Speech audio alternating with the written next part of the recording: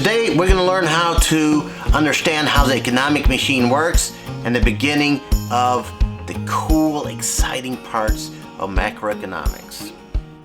This video will look at how the economic machine works. To better understand the likes, wants, and needs of a nation state, we need to first look at the culture. A culture includes components such as individualism, collectivism, how they behave when it comes to ethnocentrism versus a culture shock when they go somewhere else and see something different. What's the language structure like? And how do they behave in social settings? What kind of class system do they have?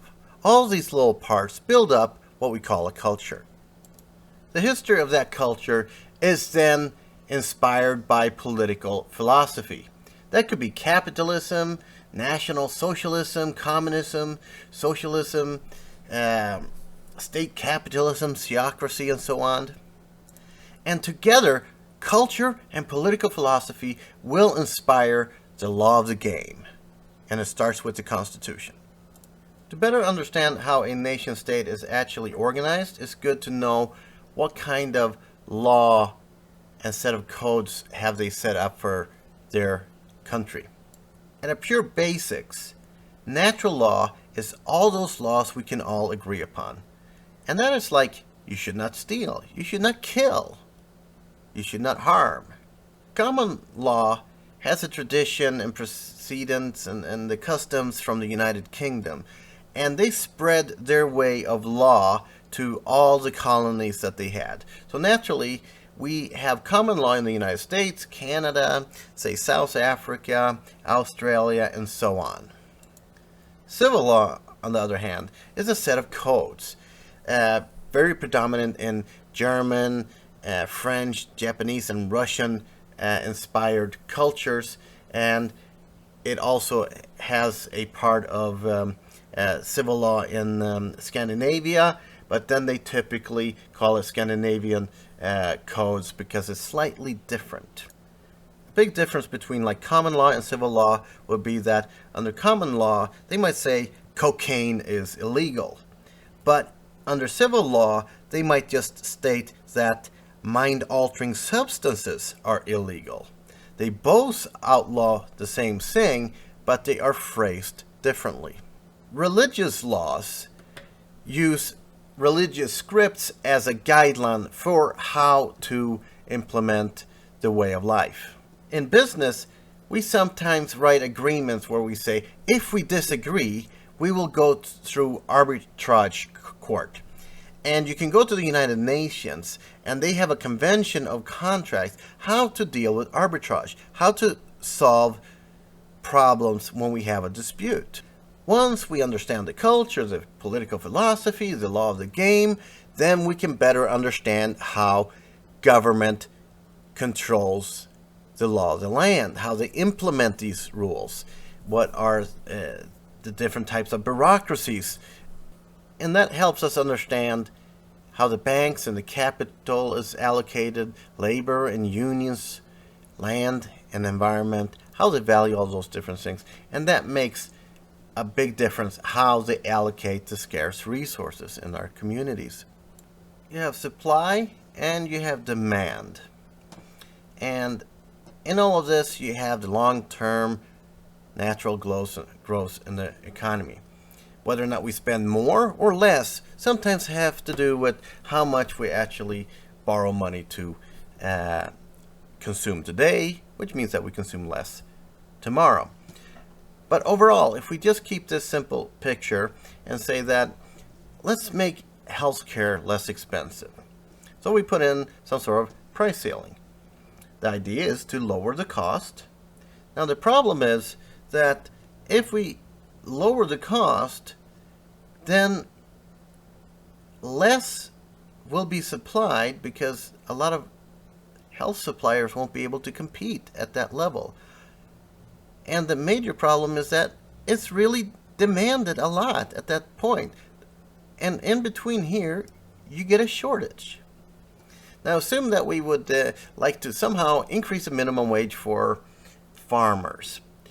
And so we want some sort of price control but in a different way where it should cost a little bit more, meaning that we'll make sure that the farmers make more money.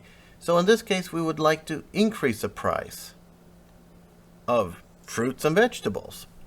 Now, that would mean that the supplier, the farmer, would like to increase their production as much as they could.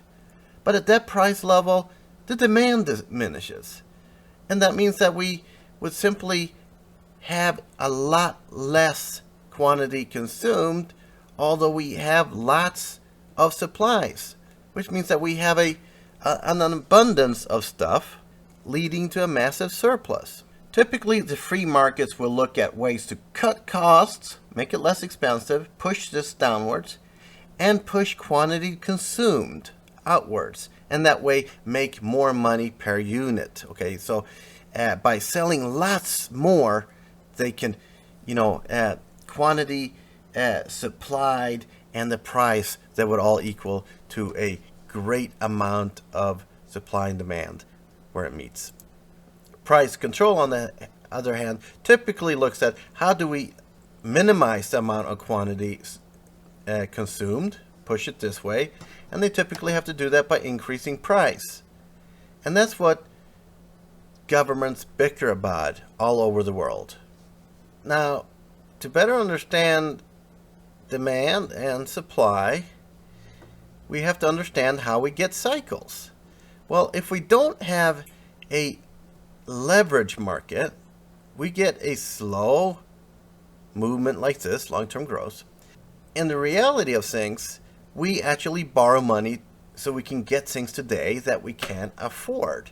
And that means that we borrow from our future selves. So that means that we indirectly get a long-term cycle like this green line going up to long-term debt. And we get short-term cycles. And these short-term cycles is roughly 7 years in between. Which means that anytime we start borrowing money, at some point we need to pay that back. And that means that we have to consume less. And then once we've paid it off, we go up and borrow more money.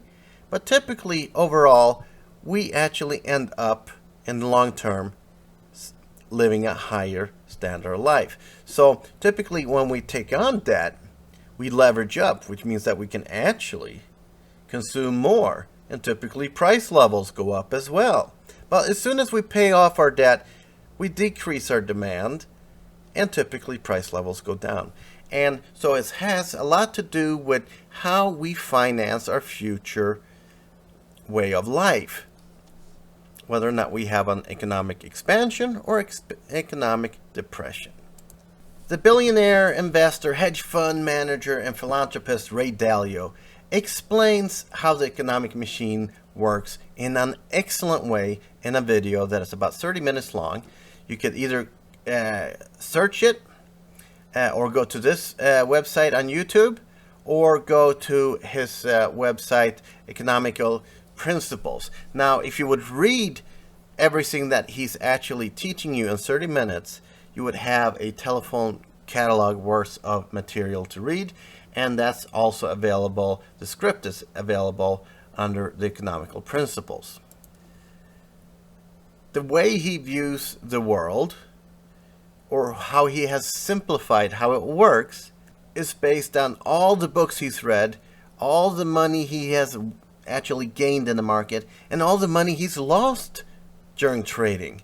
So he really bases his entire lecture on his experience and lots of research. He's one of the smartest guys around. You should pay attention to him because he's done a lot of good for himself, his clients, and the world in general. This page has a bunch of international journals. An important part of understanding the economic machine is to understand the ebb and flow of money. And when you first really understand the flow of money, then you understand that it's such a strong link between the future and today and what our expectations are. And sometimes you need to read more than one paper, because if you focus on one paper, well, then you're probably misinformed. If you don't read the paper, you're probably not informed at all.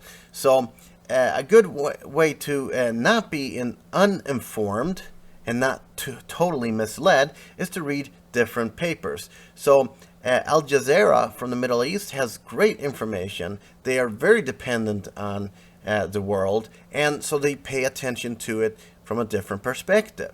The BBC is excellent. CNBC for financials. The Economist, which is a really good way of learning what's going on in the world. It's really summarizing what happened in the past week, and it's articles written by economists and professors around the world. So it's a very well written article and magazine for those who only have time to read the news on a weekend.